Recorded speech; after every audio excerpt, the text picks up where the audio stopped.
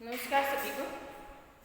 स्वागत है कक्षा 12 की हिस्ट्री की ऑनलाइन क्लास के अंदर। और हिस्ट्री में आज हम कनिष्क के बारे में पढ़ेंगे। तो कनिष्क को तो हमने समझा, कनिष्क की उपलब्धियों को हमने जाना कि कनिष्क एक कैसा महान शासक था, कुषाणकालीन शासक। अब इसी में हम आगे अध्ययन बिंदु में इसमें समझेंगे कि कनिष्क के समय में कला, विज्ञान और साहित्य के क्षेत्र में क्या क्या उन्नति हुई। तो उस उन्नति को हम इन बिंदुओं के माध्यम से समझने का प्रयास करेंगे कि कनिष्क के क्षेत्र में या कुषाणकालीन कला और साहित्य के क्षेत्र में क्या उन्नति हुई। तो वो हम इस छोटे से टॉपिक में समझेंगे। देखिए, कनिष्क केवल एक महान विजेता ही नहीं था कि उसको सिर्फ उसकी सैनिक उपलब्धियों के आधार पर ही हम कनिष्क को नहीं जान सकते, बल्कि कनिष्क एक महान कला प्रेमी सम्राट था। उसने अपने शासन के अंदर जो है विभिन्न कलाओं को, विज्ञान को, विद्वानों को संरक्षण दिया और साथ ही साथ उन कलाओं को आगे बढ़ाने में भी उसने अपना, एक तरह से कह सकते हैं कि अपना योगदान है वो प्रमुख रूप से दिया। कनिष्क के समय में ऐसे कई केंद्र थे जहां पे हमें कला और विज्ञान के क्षेत्र में विभिन्न प्रकार की जानकारियां हमें प्राप्त होती है, जिससे कनिष्क का कला और साहित्य के प्रति जो योगदान है वो दृष्टिगोचर होता है। तो देखिए, हम समझते हैं कि कनिष्क के समय में क्या क्या चीजें हैं जो हमें कनिष्क के बारे में जानकारी देती है। तो पहला पॉइंट हमारा आता है कलाकृतियां। कलाकृतियां यानी विभिन्न प्रकार के ऐसे अवशेष जो मिले हैं जो कुषाणकालीन कला के बारे में बताते हैं। तो ये अवशेष कौन कौन से देखिए कि पेशावर जो वर्तमान पाकिस्तान में है, पेशावर, मथुरा और कनिष्कपुर तथा तक्षशिला और मथुरा से विभिन्न प्रकार के अवशेष, स्मारक, विहार, स्तूप है वो प्राप्त हुए हैं। और जिसके आधार पर हम कह सकते हैं कि कनिष्क के समय में जो है कलाओं में उन्नति हुई। और साथ ही कला का एक सबसे बड़ा उदाहरण जो हमें मिलता है कि मथुरा से एक सिर रहित मूर्ति भी मिली है। कुषाणकालीन पत्थर की मूर्ति है जिसका सिर नहीं है, सिर है वो धड़ से अलग है या सिर टूटा हुआ मिला है। तो ये मूर्ति भी कहीं ना कहीं कुषाणकालीन कला और के बारे में हमें जानकारी देती है या मूर्ति कला के बारे में हमें बताती है। तो कहीं ना कहीं हम देख सकते हैं कि कुषाण काल में विभिन्न प्रकार की कलाकृतियां हैं, वो हमें बताती है कि किस प्रकार से कनिष्क का योगदान या कुषाण शासकों का योगदान है वो जो कला के क्षेत्र में उन्नति में रहा होगा। ठीक है, अब है कनिष्क के क्षेत्र में, कनिष्क के समय में 3 प्रमुख शैलियों का विकास हुआ है। और वो प्रमुख शैलियां कौन कौन सी थी? एक शैली है अमरावती, दूसरी है मथुरा और तीसरी है गांधार शैली। ठीक है, तो अमरावती, मथुरा और गांधार शैली, ये 3 कला शैलियां हैं जो कुषाणों के समय में या कनिष्क के समय में इन शैलियों ने उन्नति की, जिसमें मथुरा शैली, अमरावती और गांधार। ठीक है, लेकिन जो सबसे बड़ी जो शैली अगर हम माने तो वो आती है गांधार शैली, जिसमें आपका प्रश्न भी आता है और कभी कभी दोनों का मिलकर आता है कि गांधार शैली और मथुरा शैली को समझाइए। तो इसको हम बाद में समझेंगे कि गांधार कला क्या है। देखिए, गांधार कला क्या है। देखिए, गांधार, इसको इंडो ग्रीक के नाम से जाना जाता है, इंडो बुद्धिस्ट के नाम से जाना जाता है, हिंदू यूनानी कला के नाम से जाना जाता है। और लेकिन इसको गांधार कला क्यों कहा जाता है? कारण है कि ये गांधार क्षेत्र के अंदर विकसित हुई थी। ठीक है, गांधार क्षेत्र में विकसित होने के कारण इसकी पहचान है वो गांधार कला के रूप में हुई। और ये कालांतर में या बाद में ये कला है वो बहुत अधिक विकसित हो गई थी, बहुत ज्यादा प्रसिद्धि इस कला को मिली थी, जिसे गांधार शैली के नाम से जाना जाता है। और अगर हम अदर लैंग्वेज में कहें तो उसको इंडो ग्रीक या इंडो बुद्धिस्ट के नाम से भी जाना जाता है। उच्च कोटि के विद्वान जो है वो कनिष्क के दरबार में रहते थे। अब उच्च कोटि के विद्वान कौन कौन से थे? तो उच्च कोटि के विद्वानों में जो आश्रय दे रखा था कनिष्क ने अपने दरबारों में, उसमें प्रथम नाम आता है अश्वघोष का, जो कि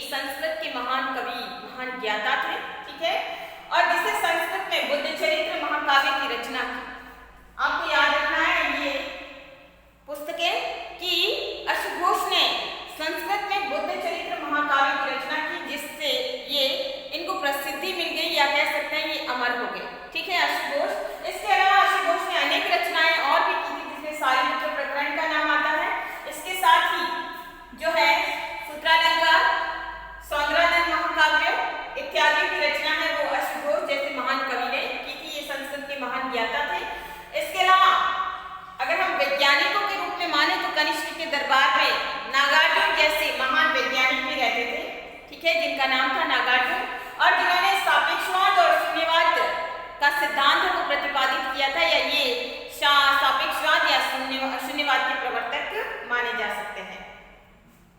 इनकी रचना अगर हम देखें तो इन्होंने माध्यमिक सूत्र नामक पुस्तक लिखी थी, और माध्यमिक सूत्र में इन्होंने अपने वैज्ञानिक प्रयोगों के बारे में इसमें लिखा है। तो कनिष्क के समय में जो कह सकते हैं कि विभिन्न विद्वान और वैज्ञानिक और वेद इत्यादि है वो वहाँ आश्रय पाते थे। इनको नागार्जुन को भारत के आइंस्टीन के नाम से जाना जाता है। यहाँ आपका सिंगल 1 नंबर का प्रश्न बनता है कि भारत के आइंस्टीन के नाम से किस विद्वान को या किस वैज्ञानिक को जाना जाता है, तो आपको याद रखना है भारत के आइंस्टीन कौन है, नागार्जुन, ठीक है, नागार्जुन को आइंस्टीन के नाम से जाना जाता है। इसके अलावा कनिष्क के दरबार में चरक जो थे, जिन्होंने चरक संहिता की रचना की है, चरक प्रमुख वेद थे या आयुर्वेदाचार्य थे, और इन्होंने चरक संहिता की रचना की, जिसे कह सकते हैं आयुर्वेद के महान ज्ञाता थे चरक, ठीक है। इसके अलावा अन्य विद्वान भी थे, वसुमित्र, पार्श्व, संरक्षक, ये अन्य विद्वान थे जो कि अनेक अपनी अलग अलग उपलब्धियों के कारण कनिष्क के दरबार में जो है आश्रय पाते थे। संरक्षण कनिष्क ने दे रखा था, साथ ही साथ कह सकते हैं कि कनिष्क के दरबार की सब शोभा है वो बढ़ाने वाले थे। अब है कनिष्ककालीन मुद्राएं। कनिष्क के समय में मुद्राएं कौन कौन सी थी? देखिए मुद्राएं, तो मुद्राएं यानी सिक्के, कनिष्क प्रथम, हुविस और वासिष्ठ, ये कुषाणकालीन शासक है। इन्होंने स्वर्ण और तांबे दोनों के सिक्के चलाए थे, स्वर्ण और तांबा, ठीक है, तांबा और स्वर्ण दोनों के सिक्के चलाए थे। कुषाणों ने चांदी के सिक्के हैं वो नहीं चलाए। और इन सिक्कों की विशेषता क्या है कि इन्होंने इन सिक्कों के ऊपर विभिन्न क्षेत्रों के लोगों को, जो जो इनका जहाँ जहाँ इनका साम्राज्य था वहाँ पे विभिन्न जो प्रकार के जो लोग रहते थे और वो वहाँ के स्थानीय देवताओं को मानते थे, तो इन सिक्कों के ऊपर उन देवताओं का अंकन है वो किया गया है। तो ये मुद्राएं हैं जो कनिष्क काल के बारे में बताती है या कुषाण काल के बारे में हमें जानकारी देती है, विभिन्न देवी देवताओं के बारे में बताती है। इसके अलावा उस समय की उपलब्धि को बताती है कि यहाँ पे स्वर्ण के सिक्के चलाए, यानी स्वर्ण का सिक्का चलना, अर्थात हम कह सकते हैं कि कुषाणकालीन संस्कृति है वो काफी समृद्ध थी और साथ ही साथ अर्थव्यवस्था समृद्ध थी, और इसी कारण यहाँ पे स्वर्ण के सिक्के हैं वो चलाए गए होंगे और कुछ सम्राटों ने तांबे के सिक्के भी चलाए थे। तो ये हमारे लिए एक तरह से कह सकते हैं कि मुद्राएं हैं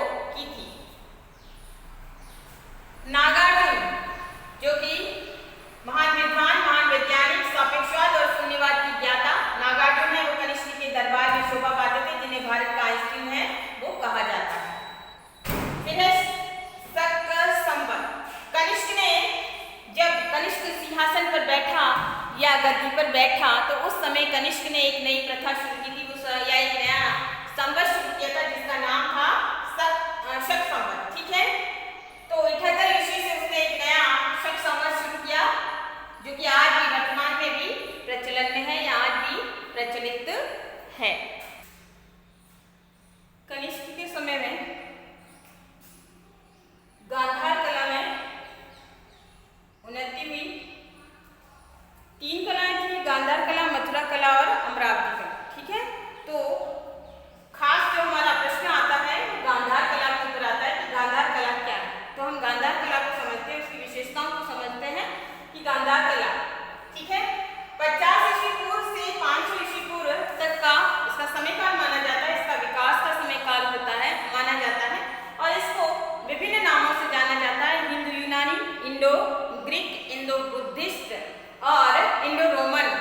ठीक है, इन नामों से इसको पुकारा जाता है। तो यहाँ पे आपका प्रश्न आता है बोर्ड एग्जाम में कि गांधार शैली या गांधार कला की विशेषताएं बताइए। तो विशेषताओं को हम समझते हैं कि क्या क्या विशेषताएं है। देखिए इसका विकास कैसे हुआ। इसका विकास है कि भारतीय, एशियाई, रोमन और यूनानी शिल्पियों से संपर्क, कि भारतीयों का संपर्क यानी विदेशी आक्रांत आते रहे, विदेशी आए, यूनानी आए, ठीक है, कुषाण आए और अन्य जो यहाँ के जो शिल्पी थे, भारतीय शिल्पी, उनका विदेशियों से संपर्क हुआ। तो जो भारतीय कला है वो उस विदेशी कला से मिक्स हो गई, मिश्रण हो गया उस कला का और मिश्रण से एक नई शैली बनी। वो शैली है जिसमें उसका स्वरूप है वो भारतीय न रहकर मिश्रण वाला स्वरूप है वो आ गया था या मिक्स स्वरूप आ गया, जिसको इंडो ग्रीक, इंडो रोमन या इंडो बुद्धिस्ट या हिंदू यूनानी शैली या गांधार शैली के नाम से हम जानते हैं। अब गांधार शैली क्यों कहा जाता है? वैसे तो विकसित तो ये अन्य शैलियों से हुई है, लेकिन गांधार शैली इसलिए कहा जाता है क्योंकि ये गांधार प्रदेश के अंदर विकसित हुई थी, इसका डेवलपमेंट है वो गांधार के अंदर हुआ था, जिसके कारण इसकी पहचान भारत के अंदर गांधार शैली के रूप में मानी जाती है। अब यहाँ पर जो भारतीय शैली या भारतीय कला है उसका नवीनीकरण हो गया और नई शैली उभर कर सामने आई, वो है गांधार शैली। इसमें बुद्ध की जो प्रतिमाएं होती थी, महात्मा बुद्ध की प्रतिमाएं, उसमें यूनानी लोग और मिश्रित शैली में इसमें बनाया गया और ये जो मूर्ति या बुद्ध की जो मूर्तियां हैं वो यूनानी देवता अपोलो के समान दिखाई देती थी। ठीक है, या अपोलो के समान है वो बनाई गई थी। तो यूनान के जो देवता है अपोलो, उनके जैसी या उनके समकक्ष दिखाई देती थी। इस कला की या इस शैली की विशेषता क्या है? देखिए, इसकी विषय वस्तु भारतीय थी।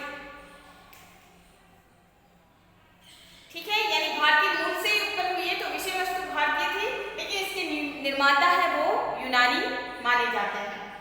इसके देवता अपोलो की भांति है, बुद्ध की मूर्तियां हैं वो बनी जाने लगी थी और इसके अंदर जो रंग जो था इसमें कि ये भूरे और स्लेटी रंग के पत्थर से इसको बनाया जाने लगा था। इसकी पहचान थी भूरा और स्लेटी रंग का पत्थर इसमें उपयोगी या उपयोग में लिया जाने लगा था और बाद में प्लास्टर ऑफ पेरिस या कह सकते हैं चूने के पत्थर का उपयोग भी इसमें होने लगा था। ठीक है, चूने के प्लास्टर का प्रयोग है उसमें होने लगा था। इसमें बुद्ध की जो मूर्ति है उसकी विशेषताएं क्या थी कि इसमें महात्मा बुद्ध या भगवान बुद्ध की जो चेहरे की बनावट है उसमें भारी होठ यानी मोटे मोटे और भरे होठ दिखाए गए, उनके बालों को घुंघराला दिखाया गया था और उनकी आंखें जो है लंबी और खींची खींची आंखें जो दिखाई जाने लगी थी और इसके साथ ही उनकी जो मूंछें हैं वो लंबी बड़ी मूंछें और बोझिल, उनके चेहरों को एक गंभीरता लिए हुए गंभीरता प्रदान चेहरा है दिखाया गया और बोझिल और हट युक्त वस्त्र यानी उनके भारी वस्त्रों से उनके शरीर को ढका हुआ है इसमें बताया गया। तो ये इस प्रकार की मूर्तियां हैं वो गांधार शैली या हिंदू यूनानी शैली या इंडो ग्रीक, इंडो रोमन या इंडो बुद्धिस्ट शैली के अंदर है वो बनी है।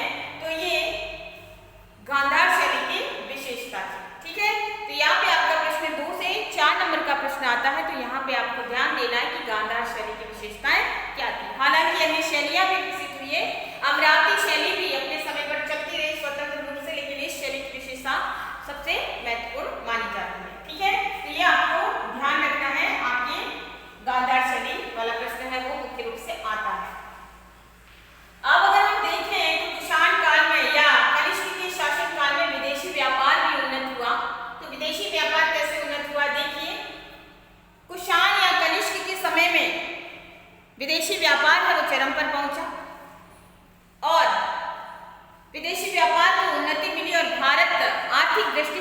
संपन्न राष्ट्र के रूप में विकसित होने लगा था, या संपन्न राष्ट्र के रूप में या समृद्ध राष्ट्र वो बना। इसके साथ यहाँ पे स्थल मार्ग और जल मार्ग का निर्माण हुआ, नए नए मार्गों का निर्माण होने लगा था, जिसके कारण आंतरिक व्यापार भी फलीभूत हुआ, आंतरिक व्यापार भी फला फूला और इसके क्षेत्र में भी उन्नति हुई। आंतरिक व्यापार यानी देश के अंतर्गत है, विशाल साम्राज्य था कनिष्क का, तो उस विशाल साम्राज्य के अंदर भी व्यापार है वो काफी अधिक मात्रा में होने लगा था। तो भारत एक समृद्ध राष्ट्र के रूप में कनिष्क के समय में उभर कर आया, और उस समय ताम्रलिप्ति एक बंदरगाह था। ताम्रलिप्ति बंदरगाह जो बंगाल की खाड़ी की है और वेस्ट बंगाल के नीचे की तरफ आता है, तो ताम्रलिप्ति नामक बंदरगाह यहाँ पर उस समय जो स्थल मार्ग तक जाने वाला प्रमुख स्रोत था, और यहाँ से विदेशी व्यापार होता था विदेशों के साथ, कि यहाँ पर जो व्यापार होता था वो बर्मा, श्रीलंका, इसके अलावा जावा, सुमात्रा, मलाया, इन राष्ट्रों के साथ भी जो है विदेशी व्यापार होता था। इसके साथ मध्य एशिया से होते हुए चीन ने जो रेशम मार्ग शुरू किया था, चीन और भारत से काराकोरम होकर मध्य एशिया होते हुए ये मार्ग है, रेशम मार्ग है, वो रोम तक जाता था। यहाँ पर आपका 1 नंबर का प्रश्न भी आ सकता है कि रेशम मार्ग क्या है, ठीक है, तो रोम तक जाता था, और ये जो है इसका नाम है वो रेशम मार्ग कैसे पड़ा या रेशम रूट कैसे पड़ा, तो इसके पीछे कारण है कि इस मार्ग से सर्वाधिक मात्रा में चीन से रेशम है वो रोम की तरफ जाता था, ठीक है, जिसके कारण इसकी पहचान है वो रेशम मार्ग के रूप में हो गई। लेकिन अब यहाँ पर जो कुषाण शासक कनिष्क था, उसके समय में उसने रेशम मार्ग के ऊपर भी अपना नियंत्रण स्थापित कर दिया। नियंत्रण स्थापित कर देना यानी उसके ऊपर पूरी तरह से अपना एक तरह से शासन व्यवस्था स्थापित कर लेना, अपने नियंत्रण में लेना, और यहाँ से भी उनको एक तरह से टैक्स या कर है वो अधिक मात्रा में मिल जाता था, तो ये आय का उनका स्रोत है वो बन गया था। अब चीन यहाँ पर उसने विदेशों के साथ अपने व्यापारिक संबंध बनाए, या विदेशों के साथ व्यापार जो है उन्नत था। व्यापार में भारतीय जो है गरम मसाले, लौंग, इलायची और भी अन्य प्रकार के जो है रेशम, मलमल इत्यादि है वो विदेशों के साथ या रोम के साथ उसका व्यापार है वो था। और वहीं रोम से भारी मात्रा में सोना, बदले में सोना लेते थे, तो सोना है वो भारत की तरफ आ रहा था। तो इस प्रकार से कह सकते हैं कि कुषाणों के समय में या कनिष्क के समय में भारत ने आर्थिक समृद्धि है वो प्राप्त की, और भारत एक समृद्ध राष्ट्र के रूप में विकसित हुआ। तो यहाँ पर हम विदेशी व्यापार को भी अगर हम कुषाण के समय में या कनिष्क के समय में माने, कुषाणकालीन जो है व्यवस्था के दौरान, तो भारत एक समृद्ध राष्ट्र के रूप में आर्थिक उन्नति है उसने की थी, और रोमन साम्राज्य के साथ है उसकी समृद्धि है वो ज्यादा बड़ी थी, क्योंकि रोमन से सोना है रोम से वो आने लगा था। अगर हम धार्मिक और सामाजिक जीवन को समझें कुषाणों के समय में या कनिष्ककालीन समय में, तो धार्मिक जीवन में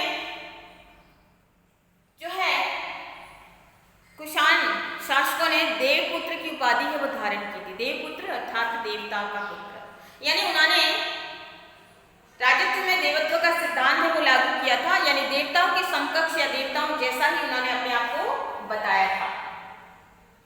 सिक्कों पर चित्र और प्रभामंडल बनवाए। प्रभामंडल एक तरह से जो सिक्के जो होते हैं उसके चेहरे के पीछे एक चक्राकार आकृति होती है, जिसमें जो है दिव्य किरणें हैं वो बताई जाती है, जैसे हम देवताओं के स्वरूप में देखते हैं। तो कुषाण शासकों ने भी अपने चित्रों के पीछे इस तरह का प्रभामंडल है वो बनाया, जिसके कारण उन्होंने स्वयं को देवताओं की जैसा ही बनाया, तो उन्होंने प्रभामंडल बनाया। तो इस प्रकार से उन्होंने जो है देवत्व के सिद्धांत को लागू किया, इन शासक को देवताओं के समान में बताया। अगर हम कुषाणकालीन या कनिष्ककालीन सामाजिक स्थिति को देखें तो समाज है वो समृद्ध था। स्त्रियों की स्थिति भी जन सामान्य में देखा जाए तो पर्याप्त मात्रा में स्त्रियों को स्वतंत्रता प्राप्त थी। घरों के अंदर विभिन्न प्रकार के कक्ष होते थे अलग अलग, और एक कह सकते हैं कि कक्ष में उसके अनुसार प्राइवेसी हुआ करती होगी, या एक तरह से कह सकते हैं कि सबके अपने अपने कक्ष या अलग अलग रूम बने होते थे, जिसमें वो अपना स्वतंत्र एक तरह से कह सकते हैं कि निर्वाह करते होंगे। वस्त्र में अगर हम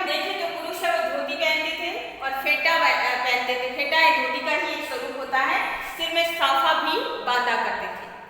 इसके अलावा जो है वाद्य यंत्र कि वाद्य यंत्र भी विभिन्न प्रकार के वाद्य यंत्रों का प्रयोग भी वो करते थे और विभिन्न प्रकार की गतिविधियों को भी वो संचालित किया करते थे। इसके अलावा जादू टोना अंधविश्वास को मानना, तो जादू टोना के बारे में भी जानकारी मिलती है। जैसे हर समाज के अंदर थोड़ा बहुत जादू टोना अंधविश्वास से माना जाता है, झाड़ फूक वगैरह, तो कुषाण कालीन या कनिष्क के जो है राजनीतिक या सामाजिक व्यवस्था में भी इस प्रकार के साहित्य के अंदर जादू टोने का उल्लेख भी मिलता है। तो इस प्रकार का समाज है वो कनिष्ककालीन समाज माना जा सकता है। ठीक है, तो ऐसा मथुरा के शिलालेखों से ये इस प्रकार की सामाजिक जानकारी हमें मिलती है। फिर हम मूल्यांकन देखते हैं कनिष्क का। तो कनिष्क अपने समय का एक महान योद्धा, महान शासक, महान सेनापति, ठीक है, और अपनी सैनिक सफलताओं के कारण इसे समुद्रगुप्त का अग्रगामी भी कहा जाता है। यहाँ पर आपका प्रश्न बनता है 1 नंबर का कि समुद्रगुप्त का अग्रगामी कौन से शासक को कहा जाता है?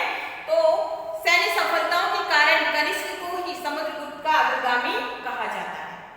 इसने विभिन्न कलाकारों, विद्वानों को अपने दरबार के अंदर, अपने राज्य के अंदर संरक्षण प्रदान किया, जिसमें हम देखते हैं अश्वघोष है और इसके साथ ही चरक है, सुश्रुत है, नागार्जुन है। तो ये सारे विभिन्न विद्वान थे जो कि कनिष्क के दरबार में आश्रय पाते थे और कनिष्क के दरबार में रहकर उन्होंने विभिन्न साहित्य की रचनाएं भी उन्होंने की है। कनिष्क के समय में चलाई गई स्वर्ण मुद्राएं या कुषाणों के समय में चलाई गई स्वर्ण मुद्राएं हमें बताती है कि कुषाणकालीन साम्राज्य है वो समृद्ध साम्राज्य माना जा सकता है या समृद्धि के क्षेत्र में कुषाणों ने उन्नति की थी। कनिष्क को दूसरा अशोक भी कहा जाता है या दूसरा अशोक भी कहा जाए तो अतिशयोक्ति नहीं होगी, क्योंकि जिस प्रकार से अशोक ने, मौर्यकालीन शासक अशोक ने हीनयान शाखा को माना था और हीनयान धर्म को या बौद्ध धर्म की हीनयान शाखा को उसने प्रभावशाली बनाया था। विदेशों तक अपने, देश विदेशों तक अपने जो कह सकते हैं कि विभिन्न दूत है वो भेजे थे और इस प्रकार से उसने, अशोक ने हीनयान शाखा को आगे बढ़ाया था। उसी प्रकार से कनिष्क ने बौद्ध धर्म का प्रचार प्रसार किया, विभिन्न प्रकार के स्तूप बनवाए, चक्के बनवाए, विहार बनवाए और साथ ही साथ अश्वघोष की उपस्थिति का लाभ उठाकर उसने महायान शाखा को प्रभावशाली बनाया। महायान शाखा के अंदर बुद्ध को देवता के स्वरूप के रूप में माना और उसके प्रचार प्रसार करने में भी उसने, कनिष्क ने अपना योगदान दिया। तो कनिष्क को दूसरा अशोक के नाम से भी जाना जाता है। ये भी सिंगल 1 नंबर का प्रश्न आपका बनता है कि दूसरे अशोक के नाम से किस शासक को जाना जाता है, तो आपको याद रखना है कनिष्क को। ठीक है, ये विद्यानुरागी था, स्वयं कला प्रेमी था, विद्वानों का आश्रयदाता था और संस्कृत को बढ़ावा देने वाला महान शासक था। तो ये था हमारा जो है कुषाणकालीन कला और साहित्य के क्षेत्र में उन्नति या कनिष्क के समय में किस प्रकार से कला और साहित्य ने उन्नति प्राप्त की और कनिष्क के योगदान को हम भारतीय संस्कृति की अमूल्य धरोहर मानते हैं। तो ये हो गया हमारा टॉपिक आज का कंप्लीट।